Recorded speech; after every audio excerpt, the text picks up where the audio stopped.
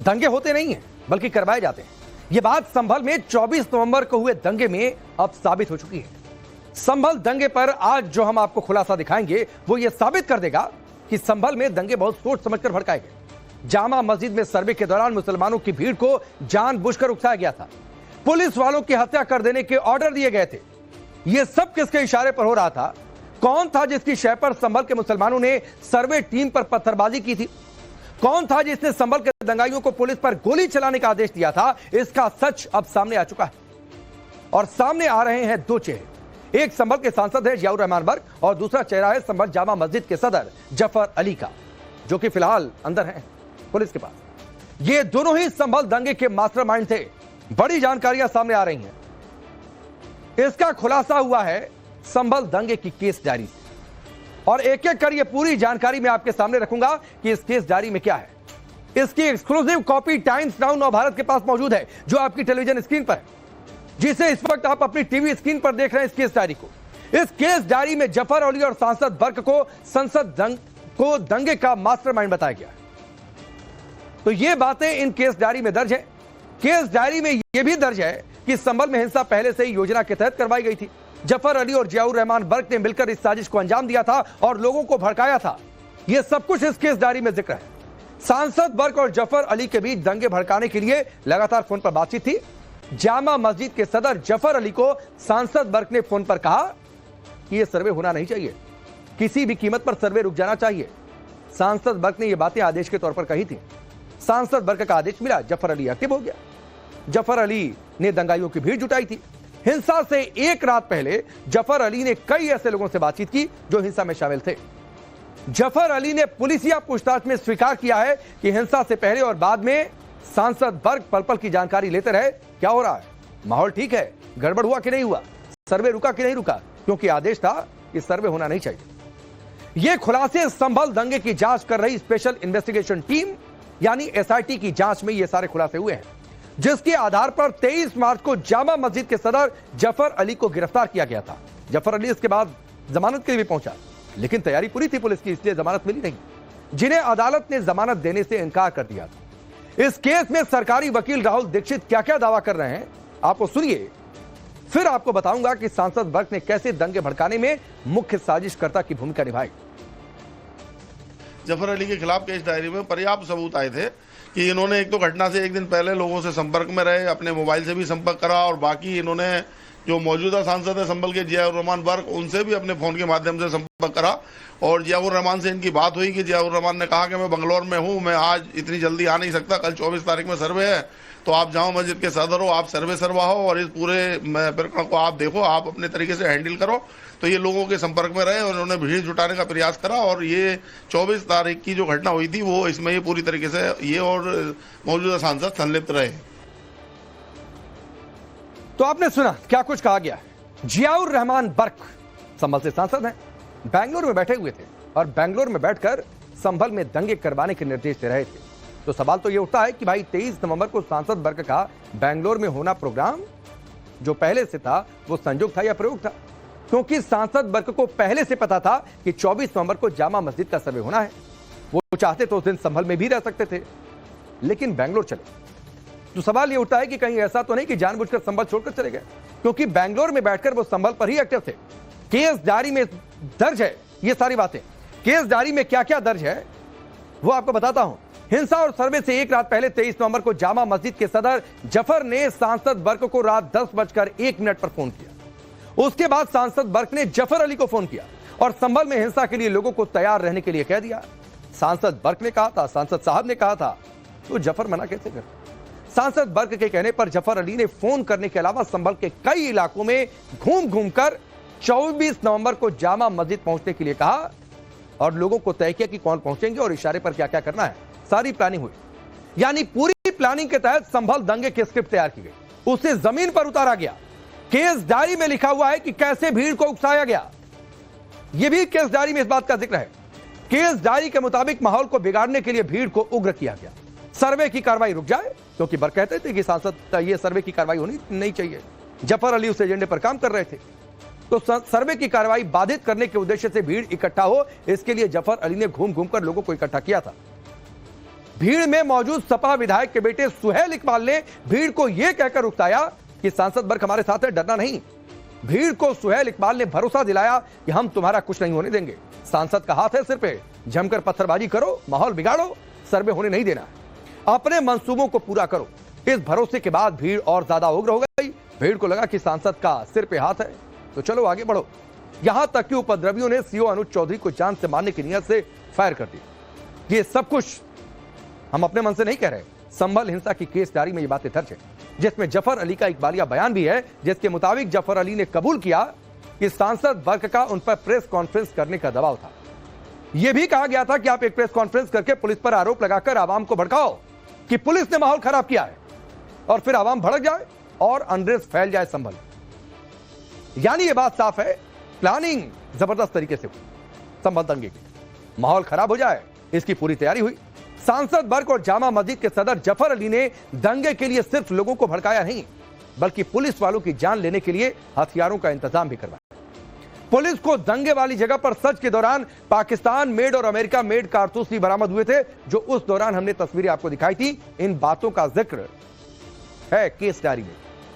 इसके बाद संभल के दंगाइयों को हथियारों की सप्लाई करने वाले मोहम्मद गुलाम को पुलिस गिरफ्तार कर चुकी और यहां भी सांसद वर्ग का नाम सामने आया, क्योंकि गुलाम जिस गैंग का सदस्य है वो गैंगस्टर शारिक साठा का है।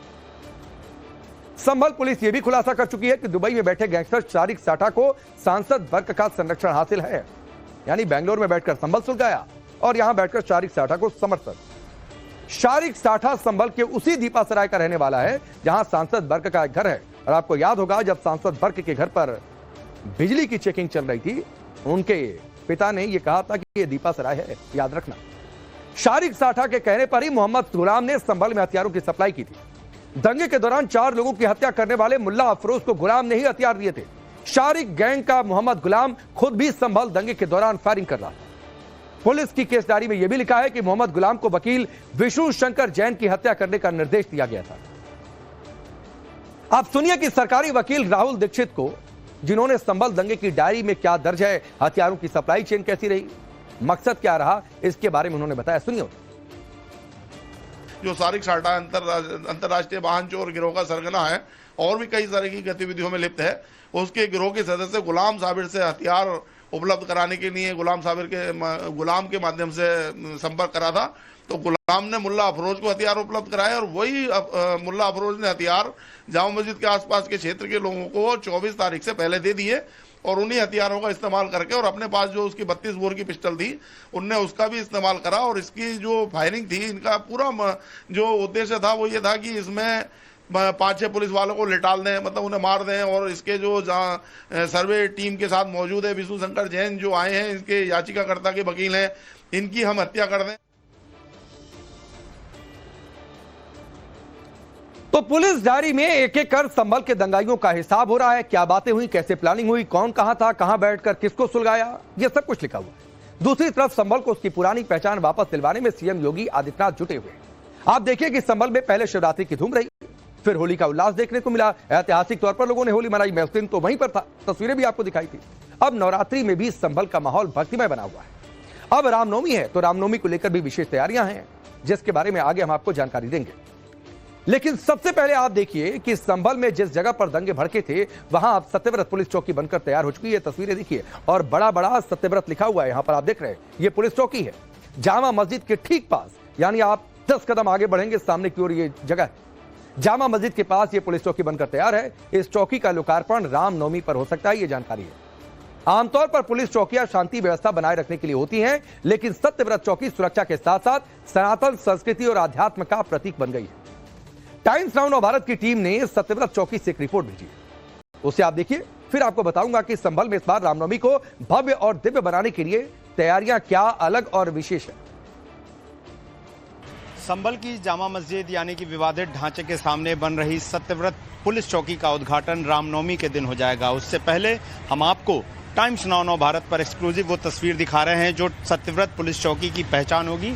एक पत्थर यहाँ पर बिल्कुल मध्य में जो है इस पुलिस चौकी के लगाया गया है। और इस पुलिस चौकी में आप देखें तो बाकायदा जो है वो सत्यव्रत लिखा गया है। और ये जो संगमरमर पत्थर पर यहाँ पर पूरी डिजाइन की गई है, इसे जयपुर से लाकर तैयार कराया गया है। और इसमें जो आप बीच में तस्वीर देख रहे हैं, जिसमें भगवान श्री कृष्ण जो हैं वो महाभारत के युद्ध के मैदान में जो है वो उपस्थित हैं। और ये वो वक्त है जब उन्होंने अर्जुन को गीता का संदेश दिया था। और यही वजह है कि यहाँ पर यदा यदा ही धर्मस्य ग्लानिर्भवति भारता वाला श्लोक जो है वो भी यहाँ पर लिखा गया है। और ये जो तस्वीर है ये दरअसल जो संविधान की मूल प्रति है, मूल प्रति में जहाँ पर राज्य के नीति निर्देशक सिद्धांतों के बारे में या डायरेक्टिव प्रिंसिपल्स के बारे में लिखा गया है, वहाँ पर इस तस्वीर का संविधान की मूल प्रति में जो है अंकन है और वहीं से ये लिया गया है। और इस चौकी के निर्माण की असल वजह जो है वो ये थी कि एक वक्त में ये चौकी के न होने की वजह से यहाँ पर क्राइम बहुत ज्यादा था। और अगर 24 नवंबर को हुई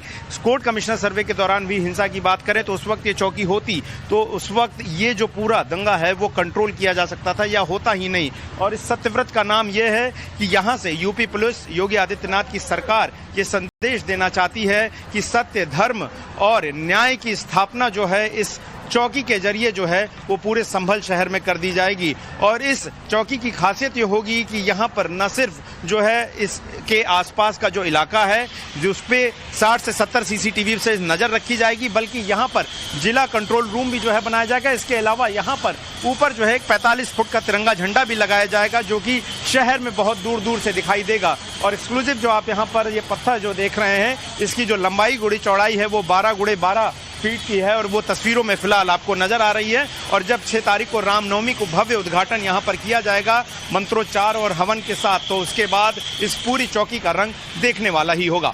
वीडियो अंकित के साथ गौरव श्रीवास्तव, टाइम्स नाउ भारत, संभल। तो संभल में दंगाइयों ने पत्थर चलाए थे, बड़े बड़े पत्थर लगे हैं वहां पर और सत्यव्रत चौकी लिखा हुआ है। और ये सत्यव्रत चौकी से ये भी संदेश है कि कानून का इकबाल बुलंद कैसे होता है। संभल में सत्यव्रत पुलिस चौकी सुरक्षा और सनातन संस्कृति दोनों की प्रतीक बनकर तैयार है। और रामनवमी से बेहतर मौका क्या हो सकता है कि इस चौकी का लोकार्पण कर दिया जाए। लेकिन सिर्फ पुलिस चौकी नहीं, बल्कि रामनवमी पर इस बार पूरा संभल सनातन का संदेश देगा। कैसे, ये अब आगे आपको बताता हूं। इस बार रामनवमी पर संभल को अयोध्या की तरह सजाने की तैयारी है। यानी सिर्फ अयोध्या नहीं सज रही है, संभल भी सज रहा है। शहर में जगह जगह श्री राम की भव्य मूर्तियों की स्थापना हो रही है। संभल में इस बार रामनवमी पर विशाल शोभा यात्राएं निकाले जाने की तैयारी है। इसके अलावा संभल के मंदिरों में राम कथा, भजन संध्या और सुंदर कांड पाठ के आयोजन भी होंगे। अलग अलग जगहों पर रामनवमी की विशेष तैयारियां हैं। संभल दंगे के बाद जिस तरह से संभल में हिंदुओं की सुरक्षा के लिए इंतजाम किए गए हैं, उसी का असर है कि पहले महाशिवरात्रि, फिर होली और अब संभल में रामनवमी भी धूमधाम से मनेगी। और कोई इसमें खलल ना डाले, इसके लिए प्रशासन भी पूरी तरह से सतर्क है। सुरक्षा व्यवस्था कड़ी कर दी गई है, पुलिस का कड़ा पहरा है, लगातार फ्लैग मार्च किए जा रहे हैं और संदेश दिए जा रहे हैं कि कानून व्यवस्था बिगाड़ने की कोई कोशिश करेगा नहीं तो सुरक्षा बल तो तैयार है, पुलिस तैयार है। चलिए यहां पर